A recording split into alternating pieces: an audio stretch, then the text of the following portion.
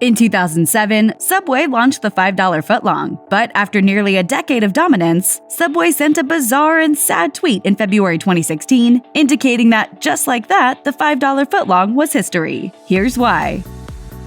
Why did the $5 footlong work in the first place? Because our simple human brains like round numbers. The promotion was the brainchild of Stuart Frankel, a Subway franchisee who owned 2 Subway restaurants in Miami. In 2004, he wanted to revive sales that dropped off substantially on the weekends. He decided a promotion was in order, and since he liked round numbers, he decided to offer footlong subs at the nice round price of $5 including tax. It worked, but Subway was slow to catch on to the promotional possibilities. In 2007, though, Frankel was asked to help turn around an ailing store in Fort Lauderdale. He introduced the $5 footlong to wild success, and soon, the popular deal was available nationwide.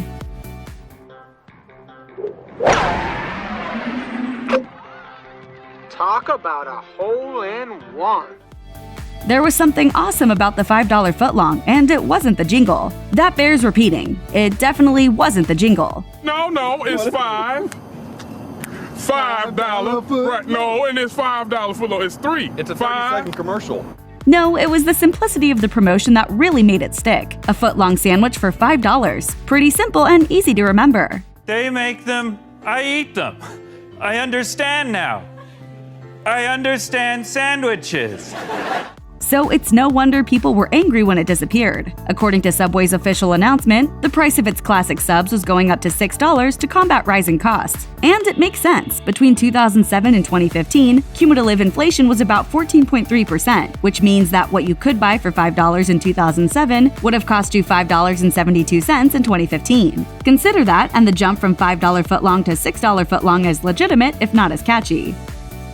If you ever wondered whether those $5 footlongs were actually a foot long, well, you're apparently not the only one. In 2013, Subway was actually taken to court over claims of false advertising. Attorneys measured 17 sandwiches from local New Jersey Subway restaurants, and none of them cracked 12 inches. Since Subway's rolls are shipped frozen then thawed and baked on location, there was no set method in place for making sure each sub roll really was stretched to 12 inches. Seems simple, but making sandwiches is apparently harder than it looks.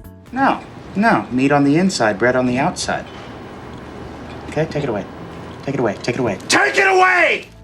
Subway insisted that the term footlong was essentially an advertising gimmick, instead of an actual promise. Still, in 2016, they finally ended up reaching a settlement. In addition to handing over $500 to each of the original claimants, it also ended up dishing out $520,000 in legal fees and agreeing to implement new measures across the board that would help keep its footlongs actually a foot long. With all those costs, it's no wonder they ended up raising the price. The $5 footlong promotion ran for nearly a decade, but while it started off as a fresh idea, by the end, it was just one of many ways in which Subway had become outdated. The chain originally achieved its market dominance as a healthy alternative to fast food chains like McDonald's. But while many chains have since embraced healthier food, with fresh ingredients, Subway was content to stand pat. Suddenly, their new ideas weren't new. They were just the industry norm. As a result, Subway has faced hard times. In 2017, the chain closed more than 800 stores and shut down roughly 500 more in 2018, with the Washington Post reporting that sales had dropped 3 years in a row. Clearly, new ideas are needed, and as great as the $5 footlong was back in the day, it's old news now.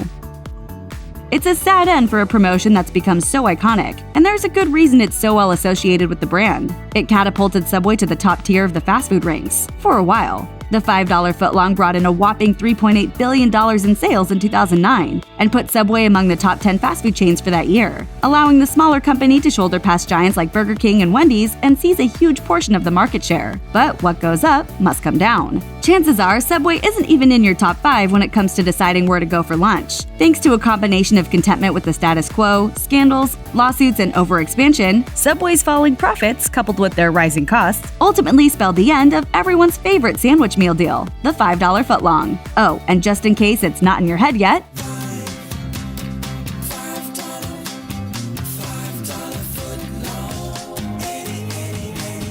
you're welcome.